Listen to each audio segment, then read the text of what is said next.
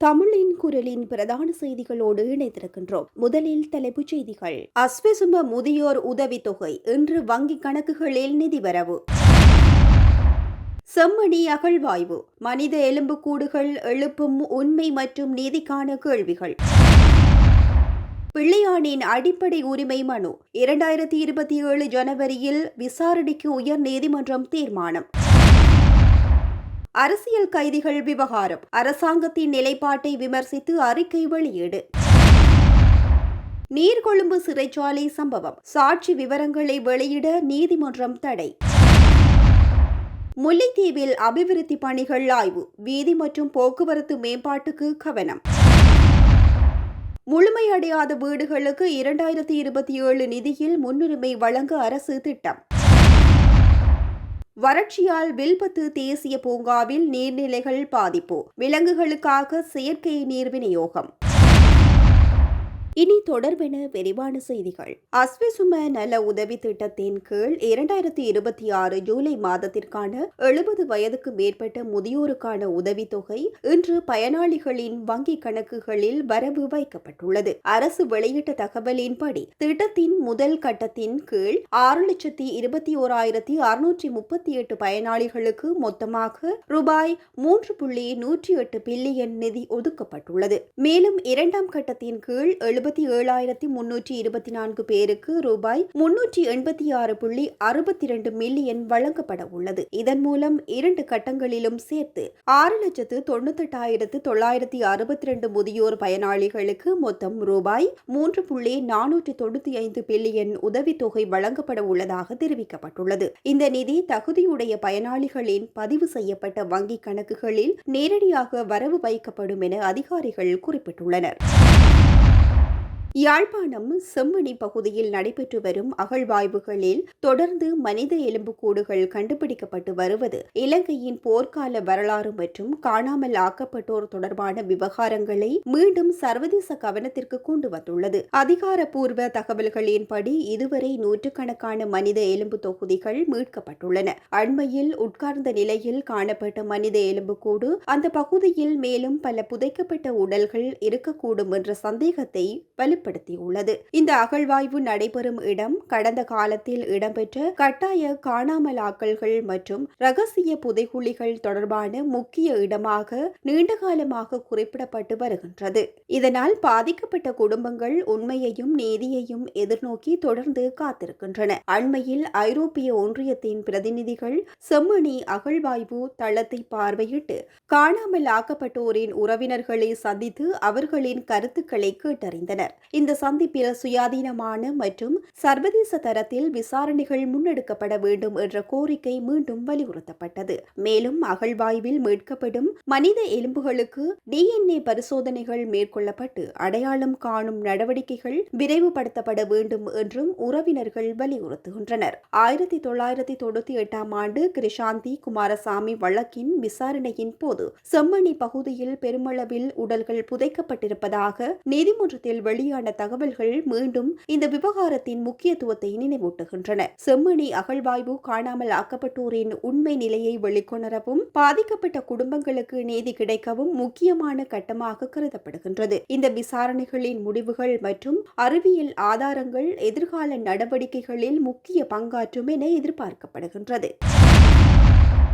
முன்னாள் ராஜாங்க அமைச்சர் சிவனேசதுரை சந்திரகாந்தன் தாக்கல் செய்துள்ள அடிப்படை உரிமை மீறல் மனுவை விசாரணைக்கு எடுத்துக்கொள்ள உயர் நீதிமன்றம் அனுமதி வழங்கியுள்ளது. கைது செய்யப்பட்டதும் தொடர்ந்து தடுத்து வைக்கப்பட்டதும் தனது அடிப்படை உரிமைகளை மீறுவதாக கூறி அவர் அந்த மனுவை நீதிமன்றத்தில் தாக்கல் செய்திருந்தார். அந்த மனுவை பரிசீலித்த உயர் நீதிமன்றம் அதனை முழுமையான விசாரணைக்காக ஏற்க முடிவு செய்துள்ளது. இதன்படி குறித்த மனு தொடர்பான விசாரணை 2027 ஜனவரி 19 நடைபெற உள்ளதாக நீதிமன்றம் அறிவித்துள்ளது. இந்த வழக்கின் விசாரணையில் முன்வைக்கப்படும் தரப்புகளின் வாதங்கள் மற்றும் சமர்ப்பிக்கப்படும் ஆதாரங்களின் அடிப்படையில் அடுத்த கட்ட சட்ட நடவடிக்கைகள் தீர்மானிக்கப்படும் என எதிர்பார்க்கப்படுகின்றது.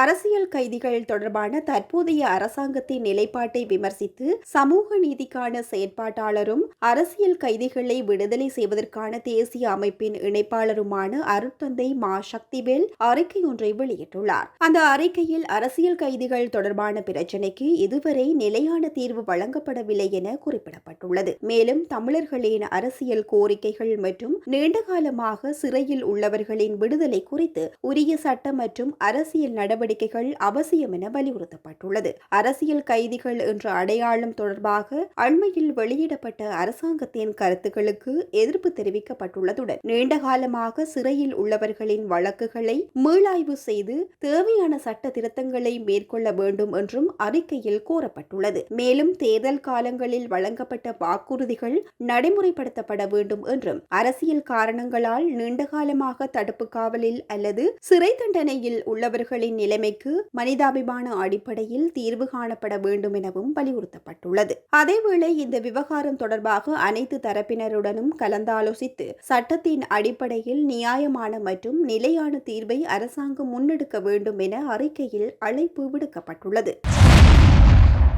நீர்கொழும்பு சிறைச்சாலையில் அண்மையில் இடம்பெற்ற மோதல் சம்பவம் தொடர்பான விசாரணையின் போது பதிவு செய்யப்பட்ட சாட்சியங்களின் விவரங்களை ஊடகங்களில் வெளியிடக்கூடாது என நீதிமன்றம் உத்தரவிட்டுள்ளது. இந்த வழக்கு இன்று நீர்கொழும்பு நீதவான் நீதிமன்றத்தில் விசாரணைக்கு எடுத்துக் கொள்ளப்பட்ட போது சம்பவம் நிகழ்ந்த காலத்தில் கடமையாற்றிய மூத்த சிறை அதிகாரியிடம் விரிவான வாக்குமூலம் பதிவு செய்யப்பட்டதாக தெரிவிக்கப்பட்டது. விசாரணையின் போது வழங்கப்பட்ட தகவல்களின் தேசிய பாதுகாப்பு தொடர்பான முக்கிய அம்சங்கள் இருப்பதாக நீதிமன்றம் கவனித்ததை அடுத்து அந்த சாட்சியத்தின் உள்ளடக்கத்தை எந்தவொரு ஊடகமும் அல்லது பொதுமக்களும் வெளியிடவோ பரப்பவோ கூடாது என்று உத்தரவிடப்பட்டது. மேலும் வழக்குடன் தொடர்புடைய அனைத்து சாட்சியங்களும் பாதுகாப்பாக பராமரிக்கப்பட வேண்டும் என்றும் நீதிமன்றம் அறிவுறுத்தியுள்ளது. அதேவேளை சம்பவம் தொடர்பான இடமாற்றம் செய்யப்பட்ட சிறை அதிகாரிகள் குறித்த அறிக்கையும் காயமடைந்து பல்வேறு மருத்துவமனைகளில் சிகிச்சை பெற்று வருபவர்களின் நிலை தொடர்பான அறிக்கைகளும் நீதிமன்றத்தில் சமர்ப்பிக்கப்பட்டுள்ளதாக தெரிவிக்கப்பட்டுள்ளது.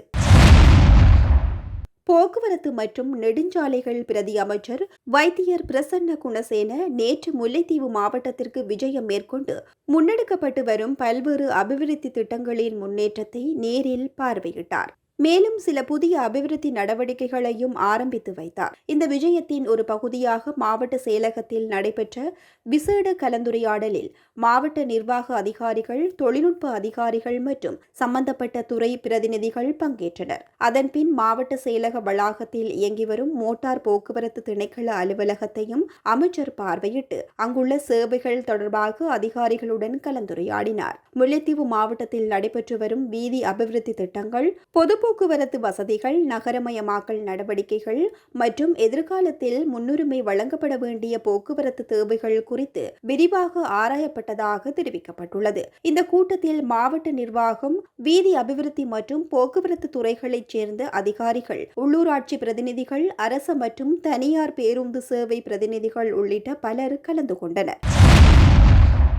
நாடு முழுவதும் பாதியில் நிறுத்தப்பட்டுள்ள வீடமைப்பு திட்டங்களை நிறைவு செய்வதற்காக 2027 ஆண்டுக்கான வரவு செலவு திட்டத்தில் முன்னுரிமை அடிப்படையில் நிதி ஒதுக்க கட்டுமானம் மற்றும் நீர்வளங்கள் அமைச்சு தெரிவித்துள்ளது. இதற்காக முன்னாள் அமைச்சக செயலாளர்கள் இருவரின் தலைமையில் அமைக்கப்பட்டுள்ள 5 பேர் கொண்ட குழு முழுமையடையாத வீடமைப்பு திட்டங்கள் தொடர்பான தகவல்களை சேகரித்து ஆய்வு செய்து வருகின்றது. பயன்படுத்தக்கூடிய நிலையில் உள்ள திட்டங்களை அடையாளம் கண்டு அவற்றை நிறைவு செய்வதற்கான பரிந்துரைகளையும் குழு தயாரித்து வருகின்றது. கடன் மற்றும் நிதி உதவிகள் முழுமையாக கிடைக்காத காரணத்தினால் முந்தைய காலங்களில் ஆரம்பிக்கப்பட்ட சுமார் 5000 வீடமைப்பு திட்டங்கள் நிறைவு பெறாமல் உள்ளதாக அமைச்சர் சுசில் ரணசிங்க தெரிவித்துள்ளார். குழுவின் இறுதி அறிக்கையின் அடிப்படையில் அடுத்த கட்ட நடவடிக்கைகள் மேற்கொள்ளப்பட உள்ளதுடன் முதற்கட்டமாக சுமார் 2000 குடும்பங்கள் பயனடையும் வகையில் பகுதியளவில் கட்டப்பட்ட வீடுகளை நிறைவு செய்ய நிதி உதவி வழங்கும் திட்டமும் பரிசீலனையில் உள்ளது. மேலும் நாடாளுமன்ற ஆலோசனை குழு கூட்டத்தில் பல்வேறு மாவட்டங்களில் நிலவும் வீட்டு வசதி மற்றும் குடிநீர் விநியோக பிரச்சினைகள் குறித்து உறுப்பினர்கள் கவனம் செலுத்தியதை அடுத்து சம்பந்தப்பட்ட தரப்புகளுடன் இணைந்து விசேட கலந்துரையாடலை நடத்த அமைச்சு இணக்கம் தெரிவித்துள்ளது. நாட்டில் நீடித்து வரும் கடும் வறட்சி காரணமாக வில்பத்து தேசிய பூங்காவின் சில நீர்நிலைகள் வற்றத் தொடங்கியுள்ளன. இதனால் வனவிலங்குகளுக்கான குடிநீர் தேவையை பூர்த்தி செய்வதற்காக பூங்காவின் குறிப்பிட்ட பகுதிகளில் அமைக்கப்பட்டுள்ள கான்கிரீட் நீர் தொட்டிகளுக்கு நீர் கொண்டு செல்லும் நடவடிக்கைகள் முன்னெடுக்கப்பட்டுள்ளன. பூங்காவின் கிழக்கு வலயத்தில் உள்ள மரதன் மடுவ, பெர்சிபெடிவ மற்றும் குக்குல் கடுவ பகுதிகளில் உள்ள இயற்கை குளங்களில் நீர்மட்டம் கணிசமாக குறைந்துள்ளதால் பவுசர் வாகனங்கள் மூலம் நீர் நிரப்பப்பட்டு வருவதாக வனவிலங்கு பாதுகாப்புத்துறை அதிகாரிகள் தெரிவித்துள்ளனர். அதேவேளை பூங்காவின் பிற பகுதிகளில் உள்ள பல நீர்நிலைகளில் தற்போது போதுமான அளவு நீர் காணப்படுவதாகவும், இருப்பினும் வறட்சி நீடித்ததால் அவற்றின் நீர்மட்டமும் குறையக்கூடும் என அதிகாரிகள் எச்சரித்துள்ளனர். இலங்கையின் மிக பழமையானதும் பரப்பளவில் மிகப்பெரிய தேசிய பூங்காவுமான வில்பத்து, புத்தளம், அனுராதபுரம் மற்றும் மன்னார் மாவட்டங்களை உள்ளடக்கிய பரந்த வனப்பகுதியில் அமைந்துள்ளது. வறட்சி காலங்களில் வனவிலங்குகளின் பாதுகாப்பை உறுதி செய்யும் நோக்கில் தேவையான நடவடிக்கைகள் தொடர்ந்து மேற்கொள்ளப்பட்டு வருகின்றன. செய்திகளை தெளிவாக தெரிந்து கொள்ள தமிழின் குரல் சேனலை சப்ஸ்கிரைப் செய்யுங்கள்.